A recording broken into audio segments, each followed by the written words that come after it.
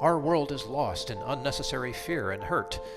Our systems seem scientifically engineered to make you small, powerless, and always waiting for the next great leader who will fix the problems around us. Worse, we're witnessing neighbor versus neighbor while warfare breaks out around our family tables.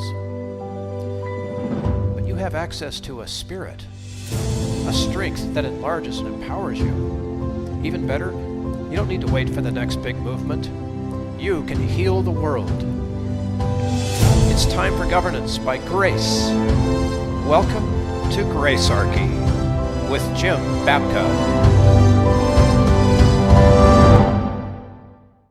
So we want to air this interview that Jim and Perry Willis did on immigration because it's foundational to the conversation here. And it's pre-recorded. It's all good. We're going to give you about 19, 20 minutes worth and then come back. We'll tag it at the end. But Jim, why don't you set this up so the audience knows what's happening here? I used to have another podcast. I only did a handful of episodes. This was the final one. Perry Willis and I worked together at Downsize DC and before that in other ventures. So we've got a long-standing relationships. And we did this in 2018. This was the summer of 2018. So if it feels a little bit dated for that, that would be the reason. The idea was to put all of the main arguments for the pro-immigration position, what some people even pejoratively call the open borders position, out on the table and do it in a quick time. So we did that. And I'm actually pretty pleased with the effort that we put out, so much so that I want to share it with everybody here again today as part of the series that we've been having on immigration. It's good stuff. It's good stuff. I love the financial impact that Perry talks about, but I don't want to spoil it. No spoiler alerts here. So let's let people listen to it, and then we'll come back and talk to you at the end. I wanted to take a moment to talk about the issue of immigration because I think it's such a very, very vital, important issue that libertarians in particular need to understand. And I've welcomed in somebody that I really respect on this issue, somebody who really seems to grasp the deep interworkings and importance of this issue, and that's Perry Willis. I speak to him virtually every day. We work together at Downsize DC. We co-created the Zero Aggression Project, known him for more than 20 years now, and he was before that the national director of the Libertarian Party. So he's been in the movement for quite a while and has been able to see a number of things and trends that have occurred. And we'll touch on why that's important before we finish here at the very end. But I want to talk about immigration kind of on all levels. Let's see if we can hit that with Perry Willis. Perry, welcome to the show. Hi, Jim. Perry, tell us why you see the immigration issue as being such a big issue. Well, it hits on just about everything. I think the immigration controls are wrong in every possible way. They're wrong morally, they're wrong legally, they're wrong practically, they're wrong economically, they're wrong strategically, and they're also wrong historically. I can't think of a single good argument for immigration controls, and yet people are going crazy over this issue, thinking, gosh, we've got to do something about it. Well, no, you don't, because doing something about it would be wrong in every possible way. The wall builders, who I would call know-nothing nativists in many cases, think when they're coming to us that they're presenting some original set of arguments, that the things that they're saying we've never, ever heard before. And Perry, I'd like to take that list you just gave. I believe you said morally, legally, practically, economically, strategically, and historically. I'd like to go through those if we could, maybe here one by one, and really burrow down in this, because it does turn out there's not really any good answers. So let's start with the moral question. What's the moral issue at stake on immigration? Well, we see the moral issue right at the beginning of the country in the Declaration of Independence. The Declaration of Independence established the moral framework for the government that would follow. At least it tried to. And one of the concepts in there is the concept of inalienable rights, that we all have rights that are ours by nature, by the fact that we're human. In other words, they don't come from government. Our rights don't come from government. They precede government. They precede the Constitution. So if that's true, then it's also the case that not only do Americans have these rights, but Mexicans and people from the Middle East have these rights too. So one of those rights is the right to associate with other people. When we have immigration controls, we impinge on the right of Americans to associate with people from foreign countries. Another right is the presumption of innocence. When we say that you cannot move about freely, because some people in your category, be it Mexican or Islam or whatever, are criminals, we've thrown out the presumption of innocence. I think one of the ways to illustrate all this is if two people have property side by side on the Mexico border, and one of them wants to have Mexicans come across the line onto their property, and the other one doesn't, both are within their rights. But if the state steps in and says, no, you can't have Mexicans on your property, or yes, you must have Mexicans on your property, then our association rights and our property rights have been violated. And so these are moral violations. They go against the very heart of the principle that the country was supposedly founded on. So, you're going back to our founding and you're talking about these rights. You and I prefer to refer to these as pre-constitutional rights, right? And some of our audience might even say those rights come from God himself, right? They came as a part of who we are as a creation. But if you're starting to get into kind of a legal matter as well, and people tend to forget the Constitution actually is the highest law of the land. What are the legal arguments now against the anti-immigrant position?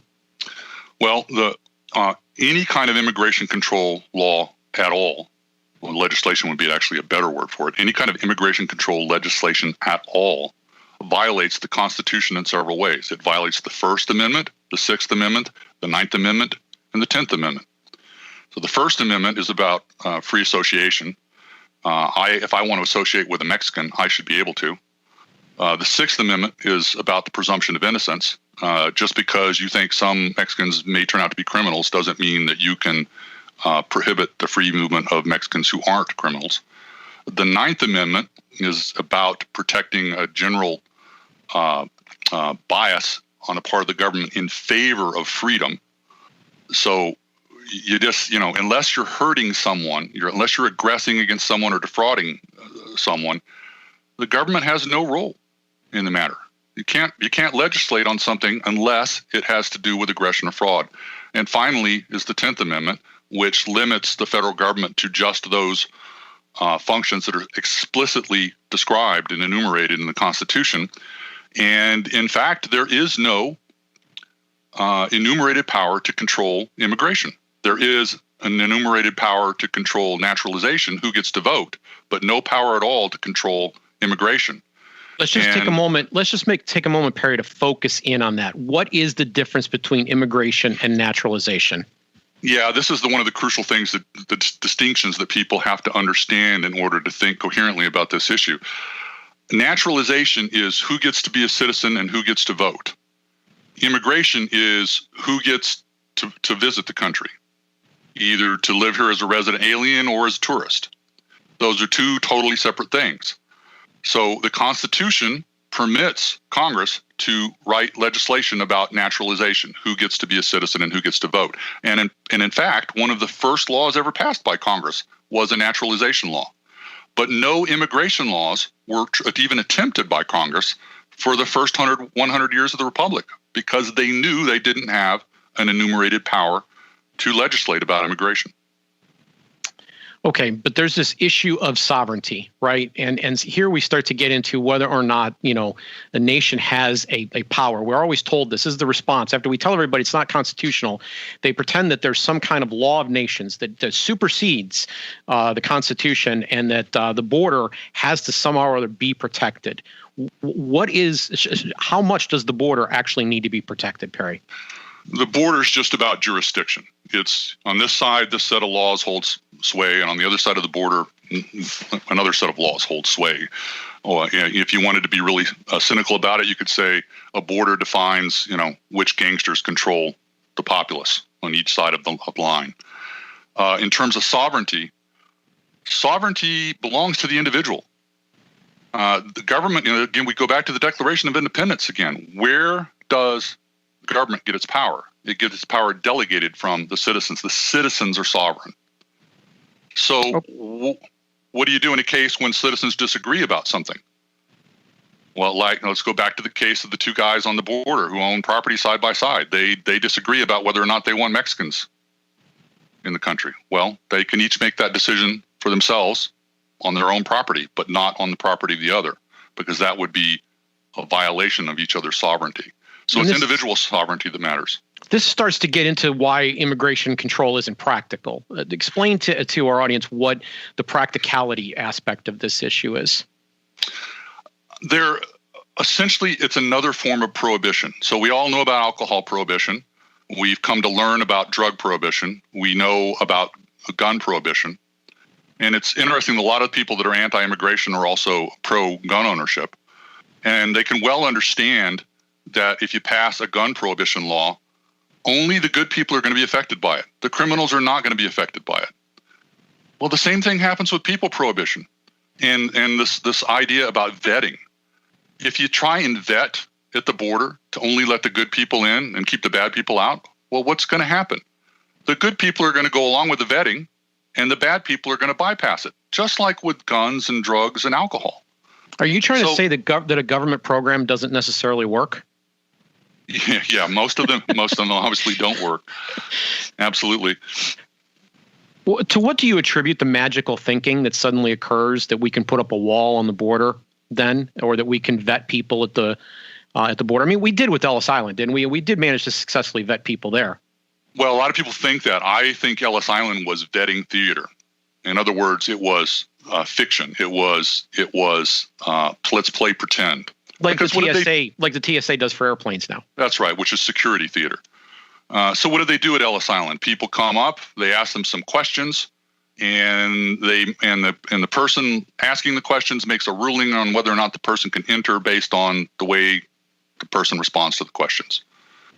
Well, that just basically ends up coming down to individual intuition and prejudice. It's not really vetting. It wasn't the internet age. They couldn't look stuff up online to learn about this person. And when it comes to, now we are in the internet age. So you would think, well, now we can do the vetting and it would actually work. Well, where are you going to get the information? Somebody's coming from Iraq or Syria. Let's use Syria. Where are you going to get the information about the person who's coming from Syria? Is Assad's government going to tell you? Well, they're going to have an vested interest to tell you false things. So there's really no way to do vetting. And if there was a good way to do vetting, then the bad people would just bypass it. They just go around it, just like they'll go around your wall. If you build a wall, they're either going to climb over it with larger ladders, or they're going to tunnel under it, or they're going to bribe the guards on the other side, or they're going to get visited on a visa and they won't go back home.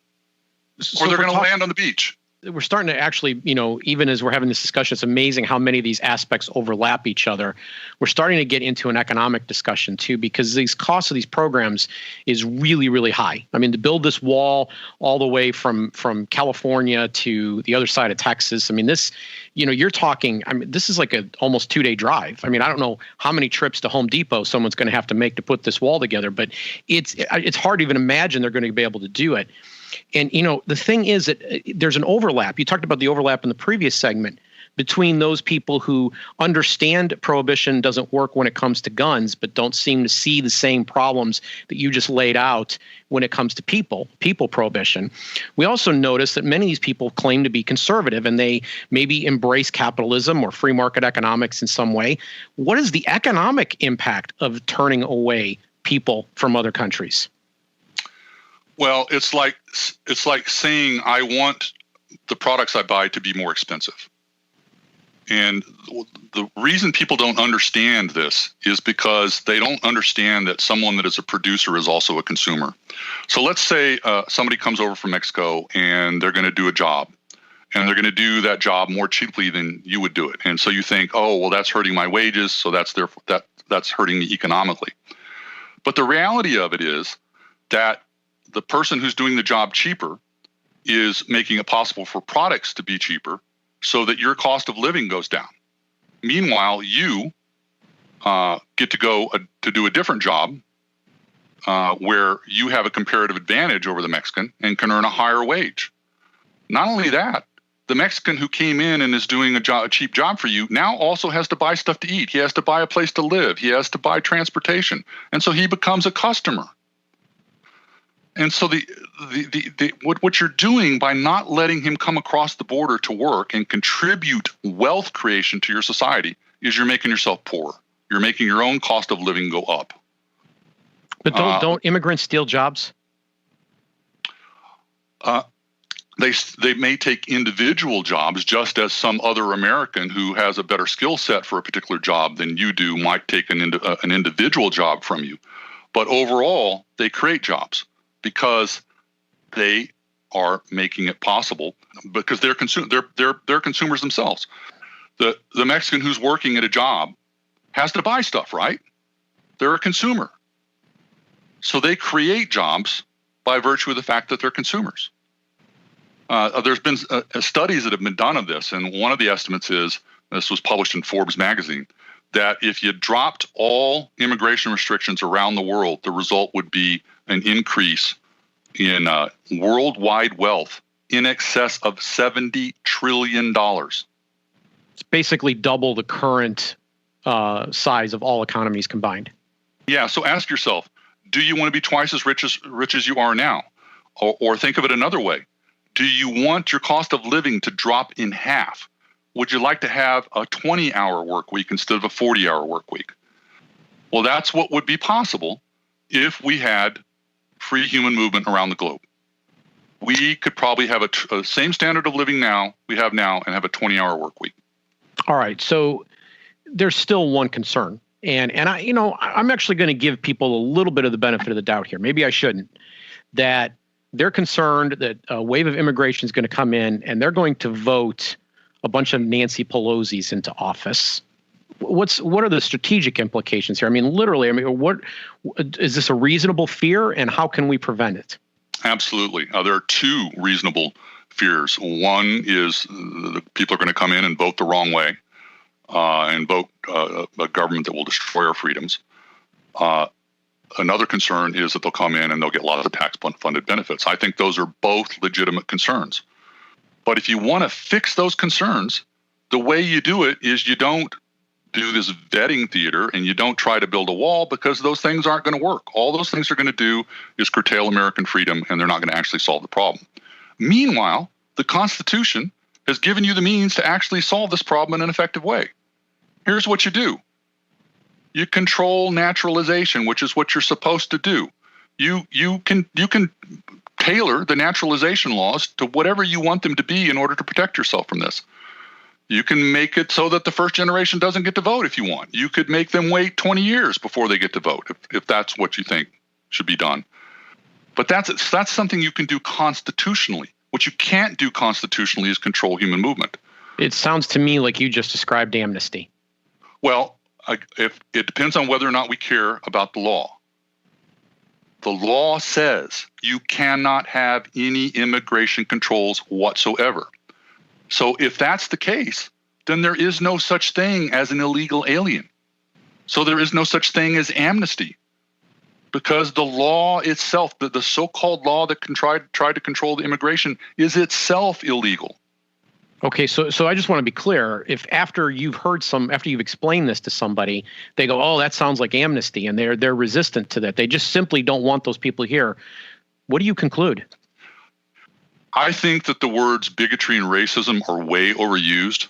But if I tell someone your voting concern is legitimate, your tax-funded benefits concern is legitimate, but the way to handle that is by changing the laws based on those things and not by trying to have an unconstitutional immigration law, and they still double down on wanting to have the immigration laws, and they still double down on the wall, I can only conclude that they are in fact a bigot, that their motivations are something else other than what they say. Perry, you've given us a moral argument, a legal argument, a practical argument, an economic argument, a strategic argument, 5 different arguments, and there were 6 items that you had on the list. And so the last one, I'm just going to throw up a big softball. I want you to make America great again. Let's make America great. What is the historical case for immigration? Well, the period that we became great in was from 1776 forward to the 20th century. When we look at that period, for the first 100 years of the Republic, during this whole period when we were becoming the greatest nation on earth, we had completely open borders. open borders, completely open borders. Is that a coincidence? We thrived. I don't think it's a coincidence at all. It's because when you allow freedom, the original American idea, going back to the Declaration of Independence, prosperity happens. That's why America became great, because we had freedom. There were some notable bad exceptions like slavery, but overall, we were one of the freest countries on earth. And part of that freedom was freedom of human movement. People could move around and associate with each other and make deals and cooperate. And the result was fabulous wealth. This happened when we had open borders. Perry, every time we take on this issue, we get heat, we get flack. We lose subscribers along the years. We've lost donors. There's a reason that we keep returning to this, aside from the fact that maybe we're a little bit crazy. It's not exactly the best business model, but there's a bigger goal. There's something that we're after. There's a reason that we keep repeating this theme. What is that? Back when I started libertarian work in 1980, everyone, and I mean everyone, disagreed with us about the drug issue. And everyone suggested, you'll really get a lot further and you'll do a lot better if you'll just stop talking about this drug issue. But we didn't do that. We kept talking about it relentlessly. And what happened? Society moved in our direction to the point now where we're probably going to have legalized marijuana nationwide very soon. And given what the examples we've seen with places like Portugal, we're probably going to have completely legalized drugs of all forms not too long after that. Well, I think we're in the same situation now with the immigration issue that we were with the drug issue back in 1980. We need to keep talking about this issue relentlessly, because when people understand this, when they come to grasp how important freedom of human movement is, then we will be accelerating toward a libertarian society at a very rapid rate. And I think this is the crucial issue, one of the crucial issues. There's probably two or three others too, to make that happen. When people understand that borders are just about jurisdiction, they're not property boundaries, they're not anything else. They're just about jurisdiction, and people should be able to move freely across them. When people understand that, we're well on our way to a libertarian society. Immigration is free. Naturalization, let's talk about that. Thank you for being with us, Perry. My pleasure. Thanks, Jim. Good luck with the rest of the show.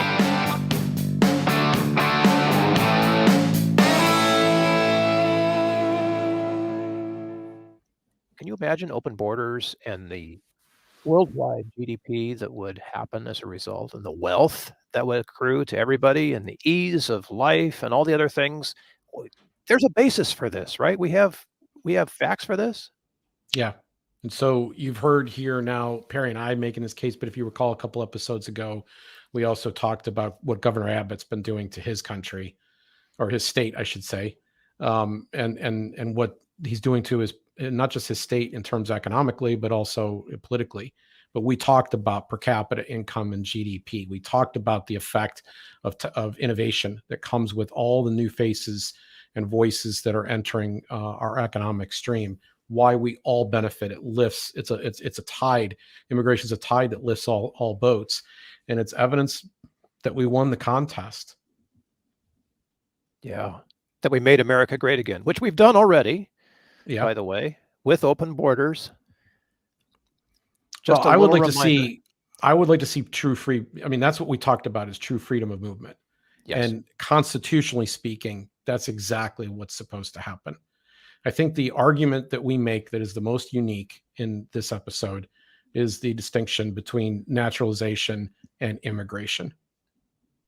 Yeah, thank you for that, because it cleared me up a whole lot. Having lived in Southern California most of my life, we get a lot of immigration here.